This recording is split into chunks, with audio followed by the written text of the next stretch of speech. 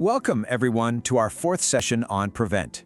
Today, we're going to talk about something you might not expect, your own power to make a huge difference in your workplace. This is a really key part of our Prevent duty, and you know what? It starts with you. So, let's just jump right in with a question that gets to the heart of what we're talking about today. Do you think you need a manager's title to be a leader? What's your first thought on that? Okay, let's dive into this, because the answer is a big, resounding no.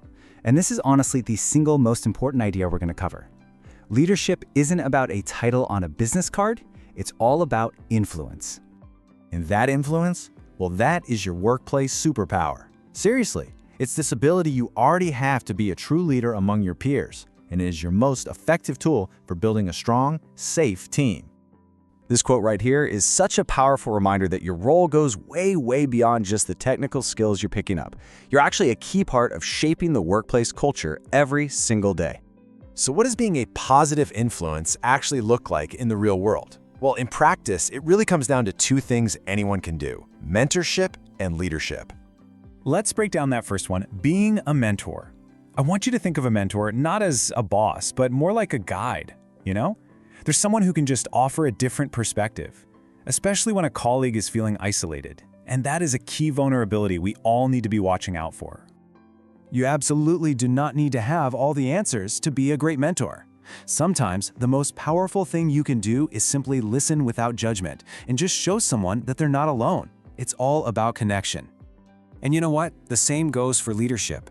It's not about authority, it's about action. Leaders, at any level, are the ones who set the tone.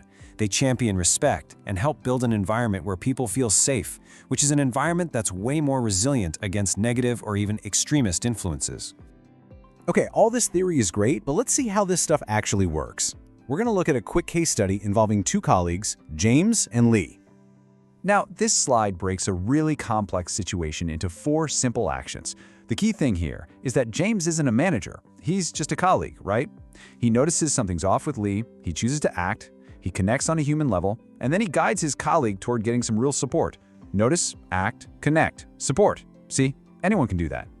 And this is the core message right here. It wasn't some formal HR process. It was just one person choosing to have a single conversation with care and concern.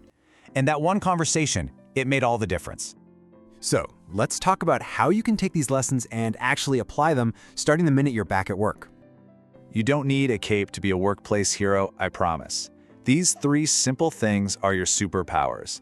Just be aware of what's going on around you, offer support to people who seem to be struggling, and do your part to make your team a place where it feels safe to talk. Never ever underestimate the power you have as one individual. One conversation, one act of support, one person choosing to create a positive environment, that can be the spark that makes all the difference for your entire team. Phew, we've covered a lot of ground pretty quickly there, and now it's time to bring it all together and actually start a conversation. This right here is the key takeaway. You have this power. Your everyday actions, offering a bit of guidance, creating that safe space, are exactly what helps prevent people from becoming isolated and vulnerable to radicalization. That right there is the Prevent duty in action.